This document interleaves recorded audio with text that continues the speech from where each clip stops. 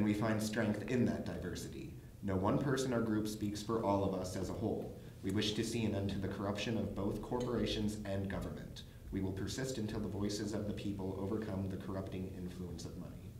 So we agreed on that, I believe. Was it our first GA or? No. Was that at a planning meeting?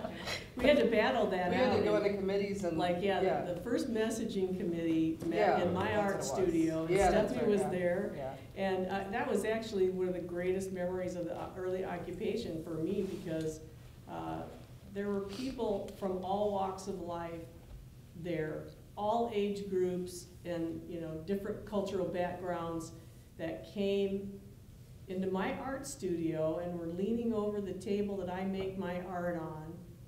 And at the head of the table, everybody was leaning in on the table. I wish I had a photograph or had made a drawing of everybody leaning in, getting their ideas down on paper. What was the message? What was the important thing? And at the head of that table was Mel. I don't know if you remember that, but Mel is an African-American man. He's a leader in the Minneapolis community. And he had the notebook and was writing down the ideas and the line items of people that were all leaning in or sitting at the table. And I thought to myself, we've really come a long way, because there was a time when an African American would have never been allowed to hold the pen to write those words on a piece of paper.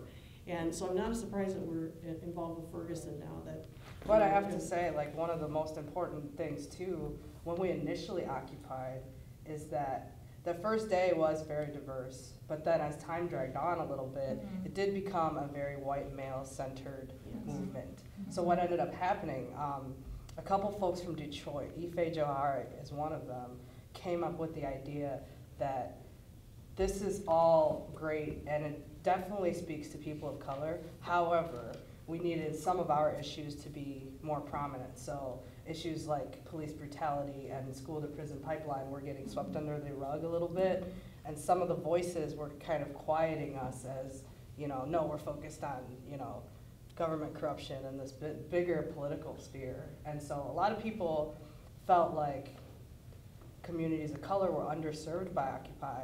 So what happened in Detroit, they came up with this idea that we're gonna occupy the hood. We're gonna take it to the streets where, communities of color are gonna be served. So a couple of us from here started the same thing. We did Occupy the Hood and we took it to North Minneapolis. And so then we were able to get activists of color in, bring them in with the greater movement and, kind of explain why Occupy also can serve us in a way and how we can serve Occupy. So a lot of people are like, oh, there was a split. It wasn't really a split. It was just kind of a, just an important gathering that we needed to do. So there's also that, and a lot of those people went on to continue Black Lives Matter work and I don't know, more work and this, that, and the other. So yeah, it was definitely challenging, but. Older people were excluded too. If you were over 40, you pretty much didn't have a voice, or your voice became greatly diminished very, very rapidly. And if you were an older woman, you were silenced. And I remember I have disabilities, and I came to the GA and asked them if they would accommodate my disability because I can't be out in the cold. I have a vasomotor disease, and it really wasn't it had to go through an act of Congress, literally, and we never did, I couldn't meet outside, and I thought, boy, they have a long way to come here, and I thought, that's okay, I'm gonna outlive all these people, I'm just gonna keep it persisting and hang around, and I'll end up with a voice. Yeah. So, but older people were really silenced, and so those issues never came up, either healthcare never became a major issue. So how do you feel that that kind of lack of inclusion and kind of getting swept under the rug plays into the claim for representing the 99%?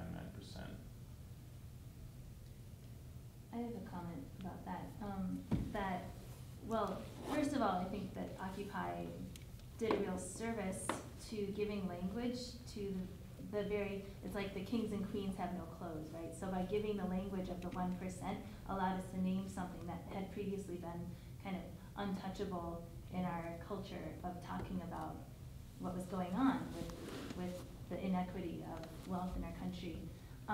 However, it was kind of this idealistic thing of like, oh, we're not unified because we're the 99%, and so there was kind of this like I felt anyway, the first week of Occupy especially, there's like this veil that dropped where we like had sudden like unity, but then it didn't take very long before all the unworked through stuff that we all carry within ourselves started coming up to the surface, and sexism and ageism and classism and unexamined other isms that we have rose up. So Occupy suffered both from the external oppression of all the policies and ways they tried to get us to go away and go home, but also the internal fracturing.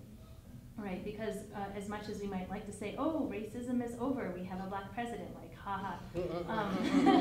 Like, we have a lot of work that we need to do. So, so yeah, I think I would agree, like, it began much more diverse, and then it gradually whittled down because of a lot of those things that were unexamined about how were we structuring our decision making, how were the GAs conducted, why did it look like a boardroom, you know, with a whiteboard and proposals, and you know, it was like a certain atmosphere, right, where certain people felt more comfortable because it's kind of the water they swim in, and other people felt really uncomfortable because they were being silenced, or it wasn't their culture, it wasn't their way.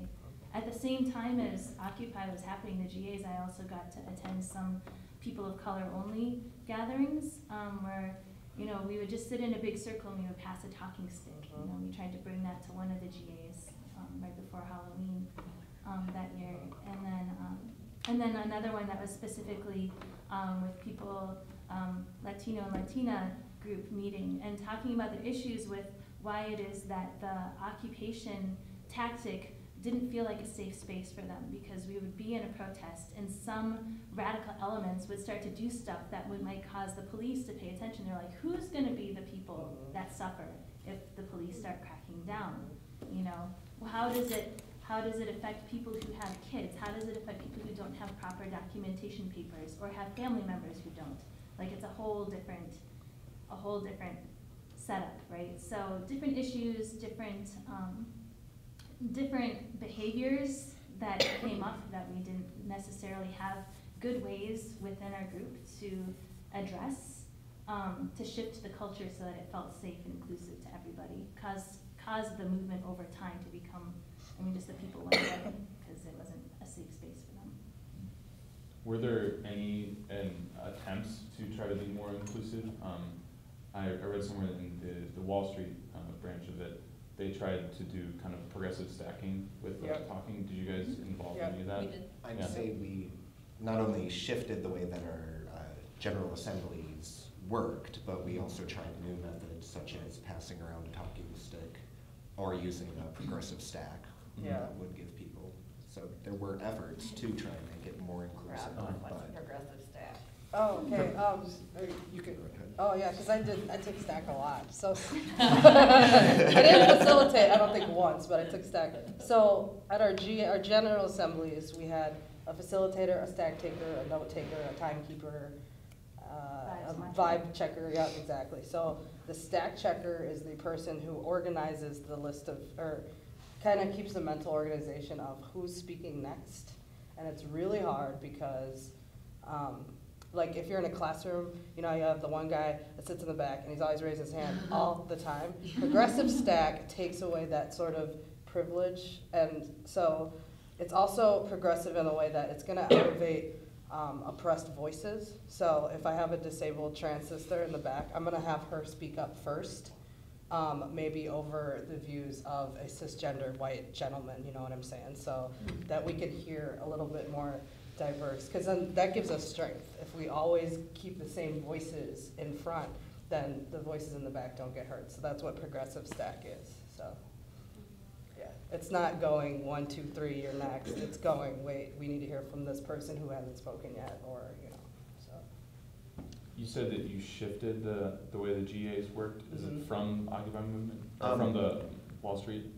Originally, yeah, we were following, I believe it was Occupy Wall Street's lead. When we first started doing GAs, proposals would have to pass with 100% consensus on the first attempt, and then it would lower to 90% consensus afterwards if it didn't gain consensus that first time, and then it could be passed. And then I believe we knocked it down from 100 to 90 on the first, and then 80 on the second attempt. Okay. which was what Occupy Wall Street had done shortly after they began meeting in Zuccotti Park. Yeah, I think we were one of the last occupations in the country to to hold on to the 100% consensus model for a while. We just ran into a lot of trouble. So we had some people that would come in, you know, kind of, it seemed as though they were deliberately trying to just kind of block everything. And we couldn't really pass something if someone blocked it. We didn't want to do that. So we did end up modifying it to kind of avoid having the people who would just try to muck it up, you know. yeah, Consensus is a really, I learned, really hard to do when you don't have the ability, when you don't have a cohesive group. And it was a completely permeable membrane to the group, intentionally. Anyone could walk in from off the street, but what that meant is anyone would walk in, and then they could immediately have an equal voice as someone who'd been there the whole time, come in and derail everything. And they did. Yeah, And we learned. after the church burned down, we had to go to a privately owned activist center where we met, and we actually had to get a legal ban on someone to keep them away from the space. wow. And, you know, It's it just still one doesn't is really bad. know. I can Pretty report one though, for- we didn't go to the authorities Yes. first. That person got a restraining order over somebody who was attending meetings